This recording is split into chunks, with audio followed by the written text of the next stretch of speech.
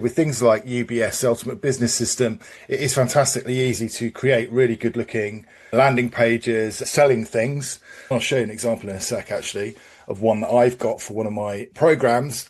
And I'll be honest, a lot of the time when I'm creating those kind of assets, I spend a little bit of time thinking about the sort of FAQ element of the landing page, but probably, if I'm honest, not as much as I should do, really. And actually, it's so critical to understand the pain points of a customer, because once you can do that, you can then write copy that really resonates. So in terms of if you're writing a landing page copy, emails, even newsletters, frankly, obviously YouTube scripts as well and video scripts. Hello, Hazel. Lovely for you to be with us. That's fantastic. I'll just do a quick name check and then we can crack on. Craig, hello. Lots of fireflies in the house, which is nice. Gary's here. Howard's here. Jeff is here. Jim, Kate, Kevin, Larry, Rowan, Roy, Samir, Sean, Simon, lots of people. Amazing. Karen from Hertfordshire. Sean's here as well. Tony is here. Welcome, everyone. Okay. Really, the reason that this kind of cropped up and made me think, hang on a second, this would be quite a good sort of demo to do for you folks is that I'm working with a client at the moment, and basically they work with aesthetic practitioners, medical professionals, people like that. And we were in one of our sessions, we were talking about obviously trying to get more people aware of what they do in terms of their training, what courses they do, what days they're doing, that sort of thing. And also looking at their competitors, what the competitor offers are, all of that kind of goodness. And she was recounting to me a call that she had the day before our session, where someone was saying, oh, listen, I can do a course which is very similar on the face of it to the course that you're offering, but your one is 3 or 4 times the price of the one that I can get down the road virtually. And in this particular case, because of what they're doing, this lady was saying, and they're doing something like 22 procedures. They're demonstrating 22 procedures in 2 days, which I don't know very much at all about the medical aesthetic side of things. But to me, I was like, I'm not sure that's going to be that good if they are doing injections and such like, and threading and all sorts of kind of almost medical procedures on people. If you're trying to do 22 in 2 days, that to me seems way off the mark. And indeed, this is what the discussion uncovered, was it's just ridiculous to suggest that you can do that many in that time. So it just got us discussing objections and how do we counter that comment that particular potential client raised? How do we come back from that? It would be great to actually work through this with some real examples. I have got a standby, just in case everyone suddenly becomes really shy. I have got a standby kind of case study thing that I've created. But basically, we will go through a 4 or 5 point process, which I think is really useful for a number of things. Howard is saying the most common objection I hear is I can't afford it. Yeah, so Howard, what is the problem you are solving in your business, and who are you solving it for? Because ultimately, as business owners, that is what we do. We are solving problems for people. And I think as well, when you start thinking about what you do in those terms, rather than, I know, because I don't know if any of you guys do say affiliate marketing or whatever, they're typically in this community, there are quite a few affiliate marketers, and you could be cynical and go, I just want to sell something and make some money. Okay, that's not really that compelling a message to send out there. So it's about doing the work to find out for whatever thing that you're affiliated to or you're affiliating to, you need to be doing this for every single product that you are affiliated to, if that's what you do, and really understand what it is that product does, what your product does for people. Okay, here we are. Kate has got a very interesting thing. As a grief specialist, My clients' pain points after a loss of their partner is that they can't keep their emotions together at work and are trying to suppress them, and that they're also scared that if they really let go of the emotion, they won't be able to stop. That is absolutely fantastic. So, Kate, let's go with you. Keep sending the things in because it would be great if we run through this a few times with a number of you. Yeah, that's really powerful, actually. So, Kate. Oh, Karen, sorry. Oh, you know what? For some reason, you've missed off an N on your number. So sorry, my bad reading, my bins weren't working properly. Then let's work with you. Kate, Karen's saying sorry for mistyping. You haven't seen my typing, which you're going to see in a second when I share my screen. And it's always a moment of slight shame for me when minutes of your time just looking at me typing very badly. Although I have to say, now I use Claude a lot and I dictate to Claude. I know you can use voice on ChatGPT. Janetta or Yanetta, maybe? Janetta, health coaching pain point is that their health may be declining. It's important but not urgent, and they don't know about health coaching in the main if they don't know it will help or that they need it. This is interesting. With a J, Janetta, lovely. Yeah, see that again, this is a horrible expression, right? But it's an expression that kind of illustrates where you need to be when with the pain point side of things. Is that there's an expression called the bleeding neck problem. The one I prefer to use is the 3 a.m. problem. What are your people doing? What is keeping them awake at 3 a.m.? What is their bleeding neck problem? What is something that they need to get sorted out right now? Okay, so this isn't something maybe that's a cumulative thing, because humans, we are rubbish at sorting things out that may occur in the future at some point. Do you know what I mean? So you need to be focusing in on, okay, so for Janetta, what are the most common things, or is there an area where you're a specialist in terms of your health coaching? Because again, this kind of goes to the thing where if we're marketing in generalities, we may think that we're trying to appeal to everyone, but by appealing to everyone and putting general marketing messages out there, they're not specific enough, because what we need to do in our messaging is to make people sit up and think, oh my gosh, Janetta is speaking to me about my problem that's keeping me up. Now, I'm not telling you to ignore everyone else, but what I am saying is you need to prioritize your marketing. And so think about commercially from your perspective, what are the low-hanging fruit in terms of what's converting now, and spend time on targeting those specific sub-markets. Listen, if other people join in, great. But what I'm saying is you must niche down in terms of marketing. You need to be super specific. And I'm certainly not picking on you, Janetta, right? But health coaching, who for? Is it health coaching for professional women over 45 who are suffering with stress from a really hectic corporate lifestyle? That is the kind of specificity I'm talking about. Okay. So if you're not quite there yet in terms of that specificity of the people, oh, yes, Janetta, just seeing what you said a second ago. Menopause is a big issue, huge. And there are a lot of menopause coaches. In fact, I've worked with a menopause coach trainer. It is an enormous issue.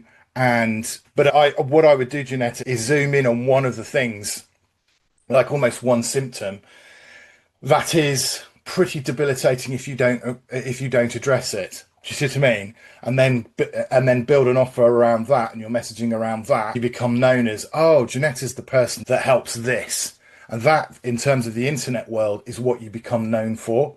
You become internet famous for that one thing, and actually, obviously, everyone in reality knows that you obviously do other things other than just that one thing.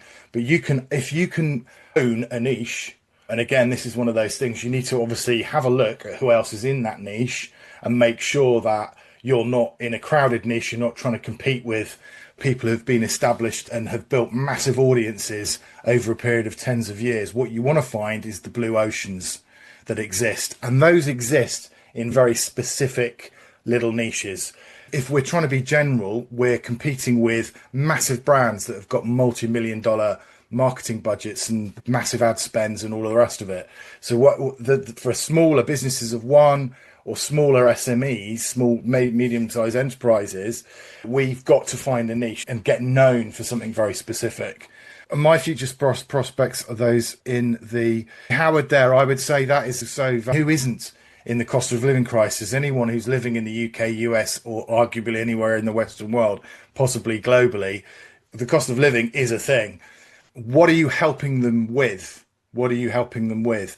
David said earlier on a second ago, my main pain point is they're nervous about taking on a loan to buy your franchise.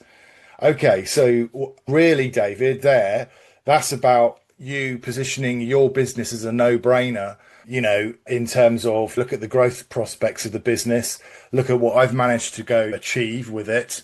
This can easily be yours. And then talking about, and within that, when they say they're nervous about taking on a loan, that again, what specifically are they worried about? What is causing the nervousness? This is what I mean. You need to do the why thing. Why are they nervous? What is it that they're nervous of? Because then you can then talk to that. Craig saying, I help community leaders engage youth in entrepreneurial career pathways in partnership with school counsellors and successful entrepreneurs as mentors. The challenge is the pain point is not directly experienced by adults who have control of the funding. Ideas on how to better position the pain point. Yeah, I think, yes, absolutely. That's a brainstorm thing I would be doing, which is separate to what we're doing here, Craig, to be fair.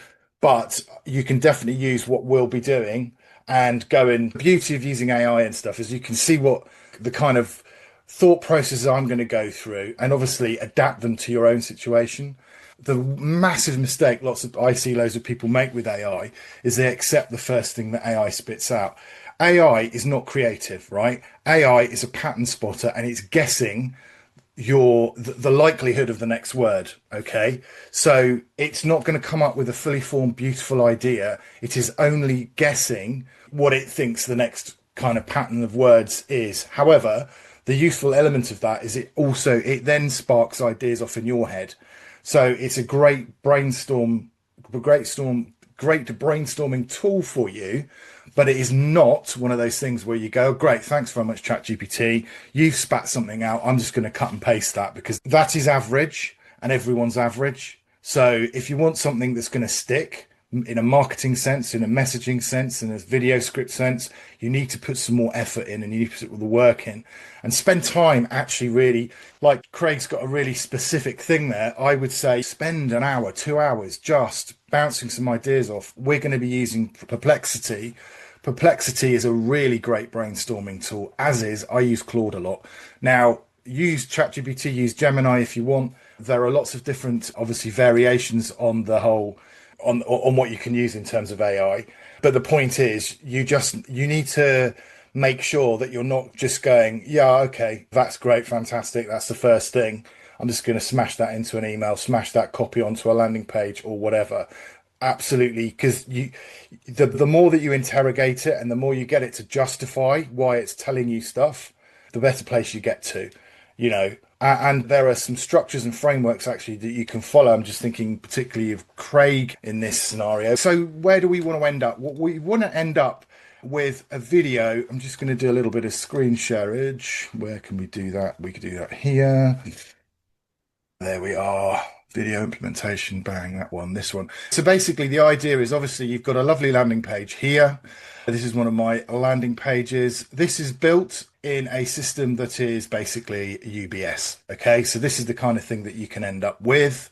I'm sure many of you have already got landing pages. So the whole point is obviously video is fabulous on a landing page. The fact that you can use this kind of video here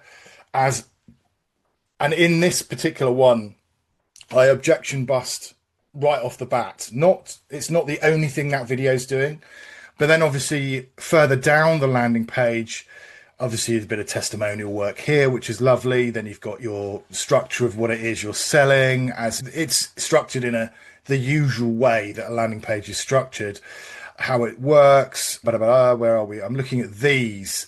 These are where your objections will live. I hate being on camera. Will this still work for me? What kind of equipment do I need? So I have gone through and this was based on data that I've got back from people that I work with, but also I did do some preliminary brainstorming with Perplexity and with Claude to surface these objections, some of which I popped in the video. You can see the video sort of sits there at bottom right when you scroll down. But equally, you know, these are the questions that people will make people hesitate before they then go and fill in their details and buy the stuff from you. Okay, so this is what we're talking about today, and this is why it's so important. You need to position yourself as the guide for the person. Like I say, we are business owners, we are solving problems for our people. Okay, and if, again, I would say, if you in your business right now are thinking, I don't really know what problems I solve, or I don't really know, I'm not super niche down on who I help, I would say please spend a couple of hours, even a day, going through in fine detail and get AI to help you do this. Because if you're plopping very general kind of marketing things up on a landing page, people just won't buy from you because it's just too general. Again, I'm talking this in sort of this particular example. This is coaching for coaches and consultants. So I'm not talking to aesthetic experts or medical professionals. This is one of my offers for that particular market. And again, within this program, I will be doing stuff that will be the same as the work that I do with aesthetic professionals, for example. So I'm not saying that every single element of what you teach or coach has to be different, but the packaging needs to be specific to a very specific problem and a very specific group of people so that they feel like you understand them and their problems. That's the thing that needs to happen. Okay, what would be lovely? I'm going to do a bit of that grief. So with the health coaching thing's great, but I think that needs a little more work on. To be completely fair, Janetta, I would definitely look at menopause as a thing for you, because it's something that is really growing in terms of people's awareness. I'm talking from a male perspective as well. I think the awareness, particularly, and again, in corporate, particularly, people are understanding that it's something that needs to be talked about and needs to be coached the way through as well, depending on what you do. Let me just have a look at that. Karen's thing, grief specialist. Okay, grief specialist. So what I'm going to do then, I'm going to stop that share and I'm going to start sharing. I'm just going to get my Claude app up running. Just put in the chat, folks, what AIs are you using and how often do you use them, so I can pitch what I'm doing at the right level for you, because I don't want to assume any knowledge. Claude, that one there. Good. Here we are. Okay, so I run a grief counselling business. I'm going to make some assumptions here. Karen, I'm going to say, for the sake of argument, there's obviously, this may not be the case for you. I offer coaching / counselling services for people who have lost partners. Do a bit of dictation just to show you how it works. I wonder if I can do this now. I reckon I can, because I've just started typing. I want to actually really understand the problems that I solve for a very specific group of people. I want to help particularly women who are in the corporate space, who are going through bereavement or who have gone through bereavement because they've lost one of their partners. I offer a package of 12 one-hour sessions, but in the first instance, I really need to understand, because I want to make sure that my messaging is really landing with those specific people. I want to really understand the pain points that exist for that specific group of women who have lost their partners in the environment of the corporate world. Let's put that. There's lots, as you can see, lots of ers and erms, and we'll see, hopefully, it making a little bit of sense of that absolute nonsense I've just given it. But again, what I like about the kind of just narrating and all of this is it's a bit more stream of consciousness, because I think what you do, certainly I do, is when you're typing, you kind of self-edit a bit when you type things in. Oh, hang on, I've got some new messages, folks, because I've been looking at. Oh, okay, cool. ChatGPT, very good. Claude, yes. Gemini and Claude, great. ChatGPT, all of this stuff, obviously, you can do in both these. Claude, ChatGPT, Perplexity. Perplexity is fantastic, which we'll use Perplexity in a minute. It is brilliant at getting data and organizing it. Claude's very good at it, but I always think when you're dealing with stuff like this, it's good to use more than one AI to go off and find different sources, and then you bring it back and collate it. So you just get a bit more of a diverse flavor of things going on. Okay, so what I'll give it a bit more, I'm going to give it a bit more context. I want to focus on one or two really massive pain points that will land in a really deep way with my target market. I want it to be the 3 a.m. problem. What is it that's keeping them up at night that I can help with as a grief counselor? And I want to use both your AI, but also I want to really gather intelligence from people that have been through this process who are going through this process right now. I want to uncover the problems as they see them, as my audience see them, in the vocabulary and the language that they use, full stop. So I don't want to be presenting my solutions to their problems in a marketing type way. I want to be communicating with them in a language in which they will understand, because it's the language they're using right now at the moment as they are going through this time in their lives.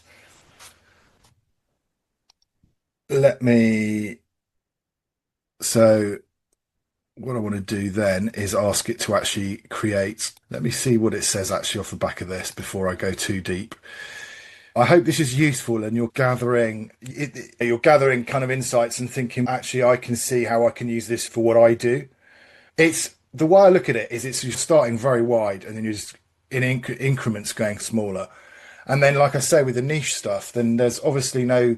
And with UBS, it's very easy to create multiple versions of landing pages, even if you're only tweaking the packaging of what you're doing in terms of if you're a coach or whatever, or a product. So this is great, right? So it's saying, and this is genuinely a really good way. So if you're doing sort of the coaching stuff, whatever you're doing, first of all, UBS is the ultimate business system, which is basically a white labeled version of Go High Level, which is it's an all-in-one. So I'll show you it later. In fact, the landing page that I showed a second ago, David, was built using that system. It's a one-stop system, well, one-stop kind of platform that allows you to do email marketing, build sites, run quizzes. There's loads and loads of functionality on it. And this will be related to that, in the sense we'll create something that you can then upload to a landing page that sits within UBS. So this is really interesting and something that I would 100% recommend you do, which is when you're looking at really uncovering the objections your people have, is first off, when you speak to your customers, what do they say? And as we saw with you guys in the chat, you kind of know already. The thing is, when you're in conversations with people, this is something that I learned when I went through some coaching with this amazing bunch in the US, was it's very easy when someone says no to you or your product, your service. Let me know in the chat how many of you kind of go, oh, this is a bit of a. How many of you like take it as a personal affront if someone says no, I don't want to work with you, or no, I don't want to buy your products? Because I did struggle with that, and I think that's quite normal. But actually, the thing that helped me over that kind of ego crush moment was the fact that every no is a learning opportunity. And I know that sounds really trite, but it's 100% true, because even if someone goes through your sales process and at the end they go, do you know what? No, thanks. At that point, I'm always like, I want to understand why it's a no. What is it? What was it that made you say no? I never let people off the hook going, no, it's not for me. See you later. I want to understand what was it about the way that I presented it, maybe it was the product itself, the way it was structured. I don't know, the course or whatever, or was it the way that the video, what was it? And also what would have made it a yes for them? Because that data goes immediately into this kind of thing because you've got existing testimony. Howard saying if you use several AI platforms, you can quite easily, I think, lose the threads what you want to say. You could do, but Howard, you need to use what I always do is I view when I'm using whenever I'm doing stuff on AI, I will always, once I finish doing what I'm doing, I will always get it to create a session document where I get it to summarize everything that I've done in that conversation. And then you put that in your folder that you've got so if in this case, there would be a grief kind of marketing folder that I'd have created. And I'll put that session document in there so that anytime I then starting another conversation, whether it's on that AI or another one, I've always got a constant updated kind of stake in the ground as to where I am on that project. Okay. And my thought process leading up to it. Richard saying, give yourself a pat on the back for constructing the offer, another one for getting in touch with the target. It shouldn't feel like such a letdown then. Yes, absolutely. No, I totally take your point, Richard. But yeah, but going back to that, Howard, I think that's a really good discipline to get in, to go obviously not everything. If you're making monkey kind of pictures on AI and you're messing around, don't bother doing it. But anything you're doing for work, anything serious that's research or whatever, once you've done your whole conversation, you've got to a place you're happy with it, before you close it down, get it to summarize a document for, maybe not even a document. Don't get it to do a document because it uses up loads of credits, right? Get it to use it. Has anyone heard of markup? It's a language. It's a very small file type that AI uses as reference. Okay. I know I'm getting a little bit geeky, but I promise you, if you constantly get it to make documents like Word documents, then it'll use up loads of credits and it burns credits like anything. Get it to export a little markup document, which is basically a glorified text document, .txt file. It's really small, and that is what you store in your project file. Okay. And then the idea is that any time you start a new conversation, you then upload. The first thing you do is you upload that document because it then goes, I understand the context. I understand what you're doing.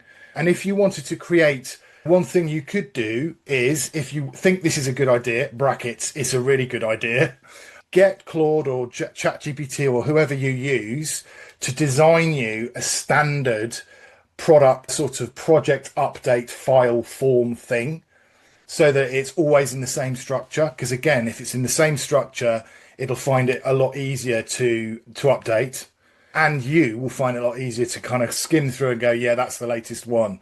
But that's definitely, I've never heard of that. Focuswriter as markup. Yeah. But basically markup, not markdown, Michael.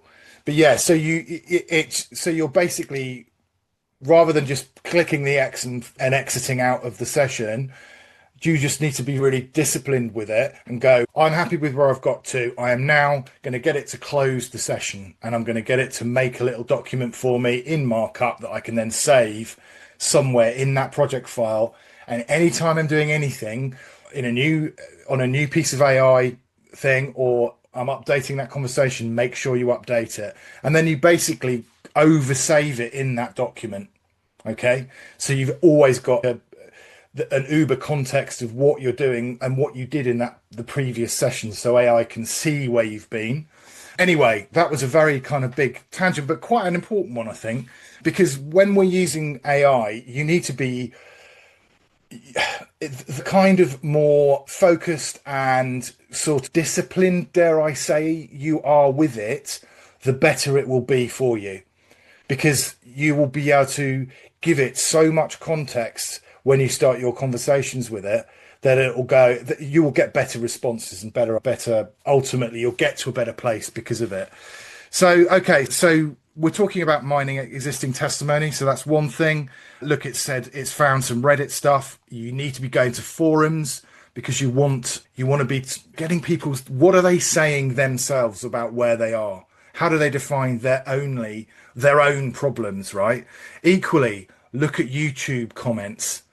It depending on what you're doing, but YouTube comments, anywhere anyone comments about stuff to do with what you sell or how you help, those are, and this is right in AI's wheelhouse because it's great at going and getting data and analyzing data. It loves that. So you're using it right in its 100% in its lane. So look, Widowed Village, Modern Widows Club, the W Connection, Sisterhood of Widows, private Facebook group. So already it's found some really interesting places where people are going to be talking. Those are your people, right? Direct primary research. Yeah, that is a good call to do interviews. That may be, and again, that can be. So an example from me would be once I finish working with someone in the last session of a coaching thing, I will always spend 10 minutes taking them back over the journey that we've been on. And all of my stuff is obviously recorded, not obviously, but I record everything so that I can give them session notes afterwards using AI.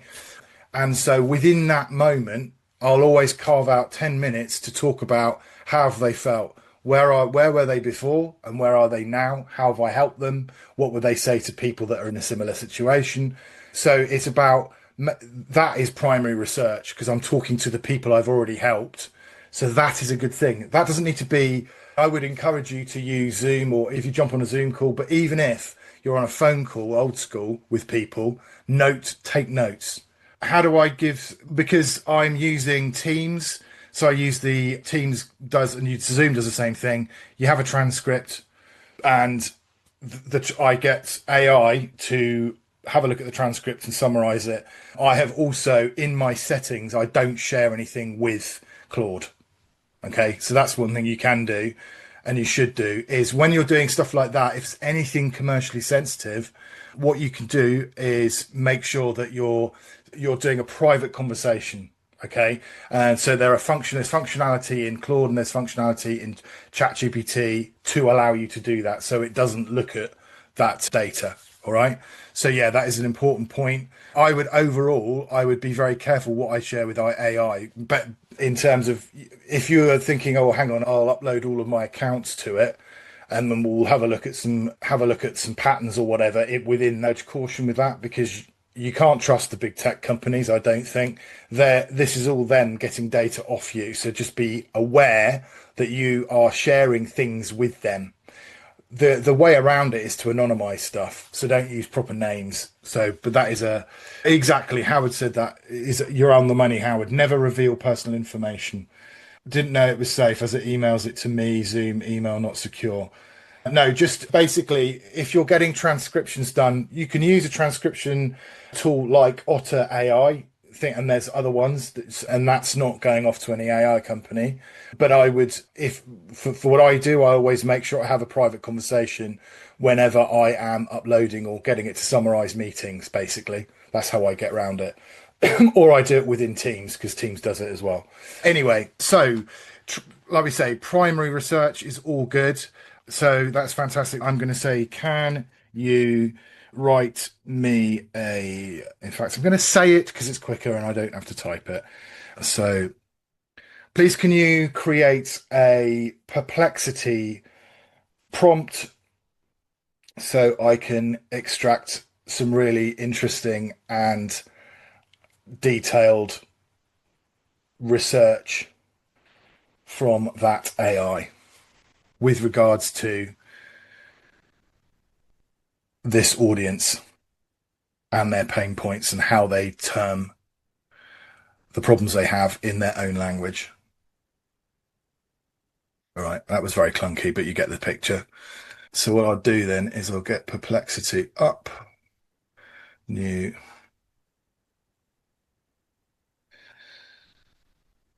Okay, look, this is the thing. These are the things we need to look at. I'm researching a very specific audience. specificity. Okay. Please research and report on this specific group discusses their experiences, their experience, identity forums, subreddits, Facebook groups, blogs, communities. That's it. I want threads, posts where career, work, colleagues, or going back to the office comes up specifically. Verbatim language patterns. If you can, on your landing page, mirror the language they're using, they are going to immediately feel like you understand them and you're on their side. It's about creating that rapport. That's why video is super powerful. Okay, but that's what you're wanting to do in this process. Recurring pain points specific to the corporate professional woman and bereavement intersection, the 3 a.m. problem, existing coaching, therapy, counseling. So that's great. So I'm literally going to, so this is what I would suggest you do. You use Perplexity. So I'm just going to stop sharing and reshare my other window. There we are. So perplexity.ai, and then I'm literally going to pop that in there, and then we are going to go submit. I'm only on the free one for this, but you can see there it's 30 sources so far. So it'll think about it, and then what we want to do is get to a place where we are really getting into the nitty gritty. I'm just going to. Oh, excellent. Okay. The other good thing about this sort of thing is these are potential people and areas that you can collaborate with if that's what you're doing. So it will surface, obviously it surfaces where these people are on the line, and you need to be ultimately appearing in front of people here. So as well as obviously the reason we're doing this is to make sure our messaging's on point, but actually what it's also giving you is an insight into this potential website. For example, could I get in touch with them and offer to do some workshops for them? Because ultimately these are the people that are wanting to know about you. Verbatim, these are really interesting. It's 3 a.m. the loneliest time in the world. Someone said that. That's amazing. I've been crying for an hour. Maybe I should just give up on sleep. The other side, this is really, oh my God, this is actually quite, I'm really sorry if this is triggering you. That is not my intention, but this is actually, you can see how powerful this is. Waking at 2, 3 or 4 a.m.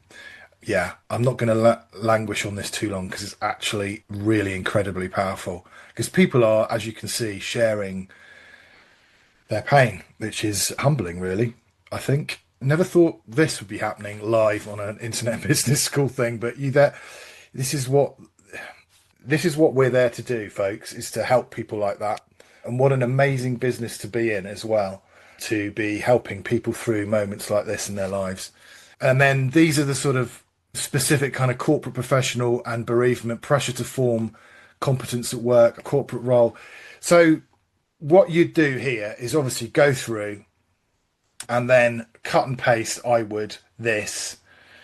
Gosh, this is really quite powerful stuff, isn't it? And then put that back into Claude, and like Claude suggested, it said to it's saying sometimes the initial runs on Perplexity can be quite generic. I think in this case it's anything but a generic. It's really very powerful and very specific.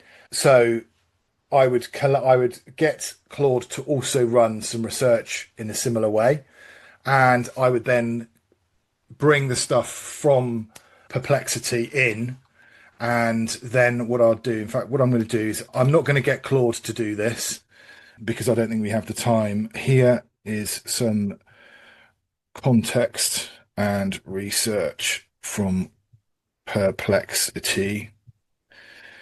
I need to create a really powerful video to speak to these people and make them feel seen, heard, understood. I want to create a video that will go above, because this is what we're doing, is we're creating a video that effectively goes above the FAQs. People will always tend to watch videos if they're there. So you can imagine for something like this, you'd have loads and loads of FAQs. But the point is, particularly for something like this, You want to make people feel like you have their back, that although they are in terrific pain right now, there is a way forward, okay, and that you are a trusted person that can help them through this awful chapter in their lives.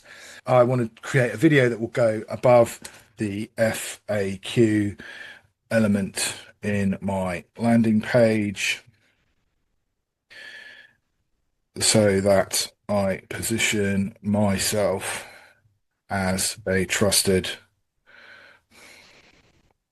advisor, counselor. Position myself. I'm going to just let it go. My ICT's not, it's kicking in. Elements on. I've just realised I'm sharing the wrong thing. I'm very sorry. Let me stop that and reshare. Claude. There we go. In the minds of these people. And I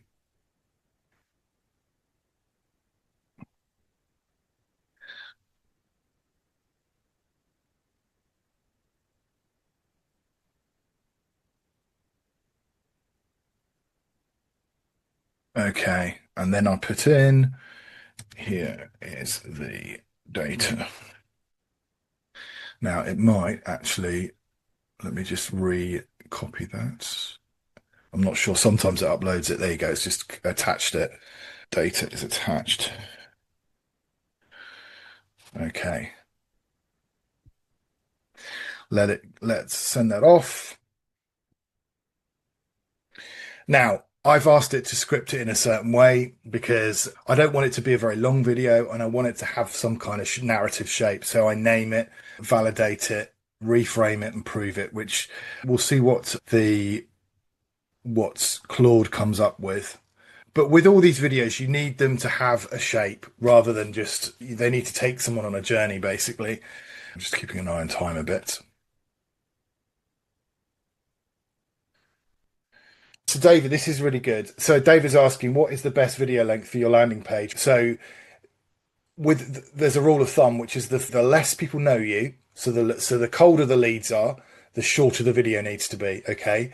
But if you have done some audience warming up, so they might have been to a webinar of yours, or maybe they've met you in person, or you've done an in-person thing, if they're warmer by the time you give them the address for your landing page, then you can afford to be 3.5, 4 minutes, maybe even 5 minutes.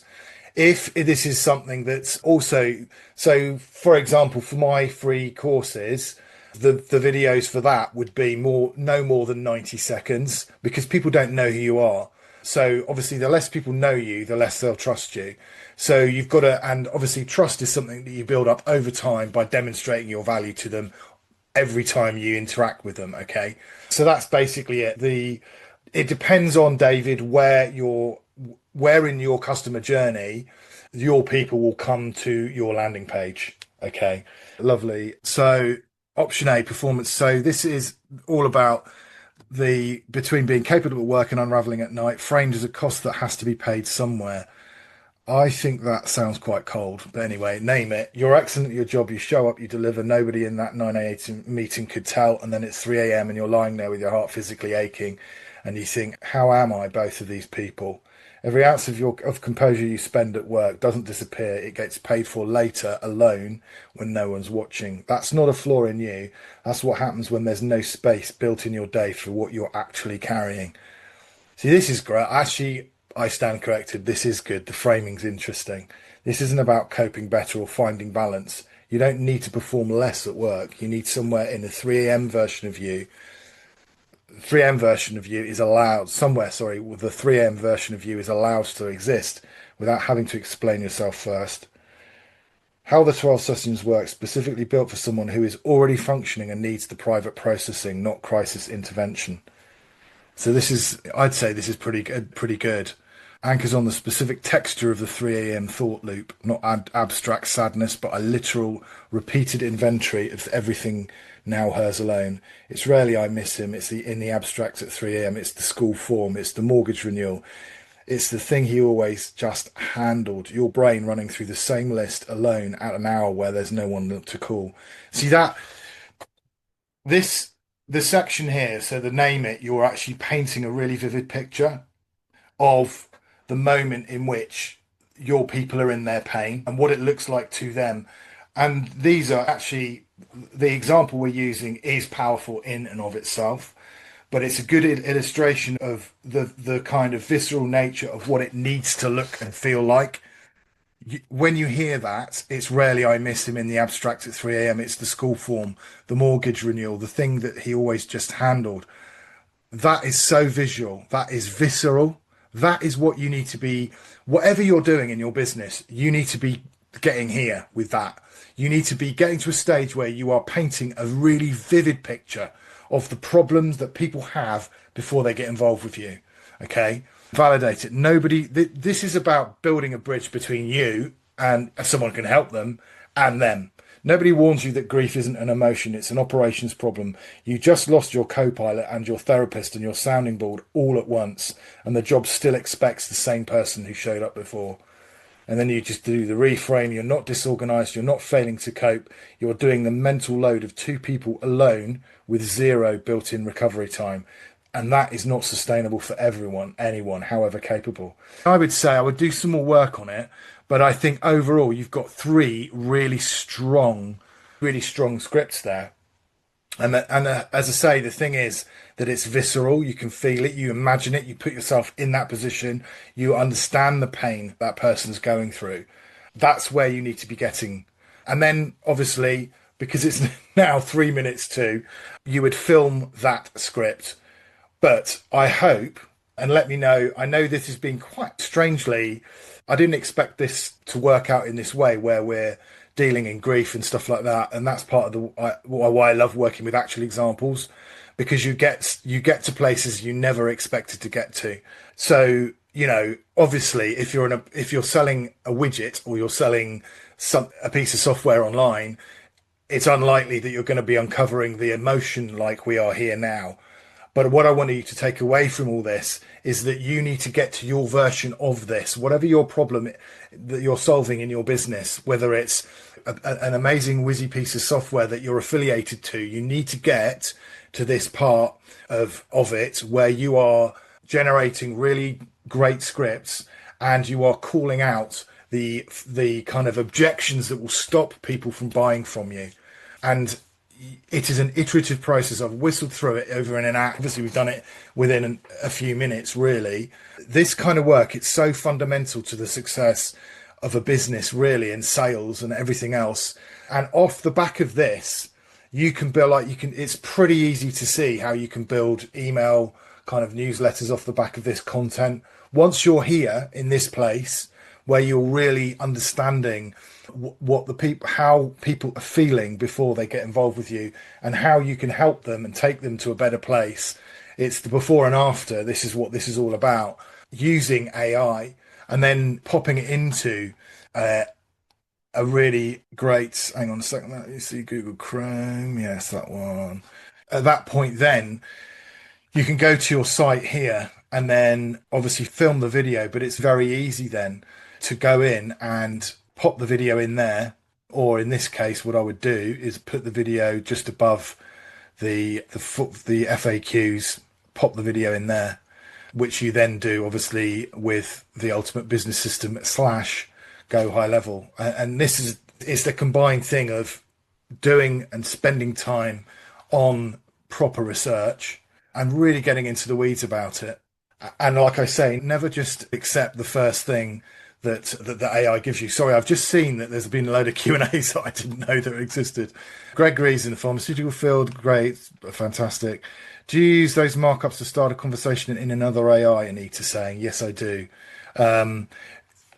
She's also saying the same AI keeps the context in its memory, doesn't it? Yes, it does, depending on how much you're using the AI, it's not an infinite memory. It'll start resetting. So I think it's a really good discipline to get into. Like I was saying, at the end of every conversation, shut it down and make sure you get an output from it that's a summary that you can then go and use in other conversations on that AI or other AIs. Jim says, just thinking, it seems it might be a good idea to paste your offer page into AI and then ask AI to come up with specific objections to the offer.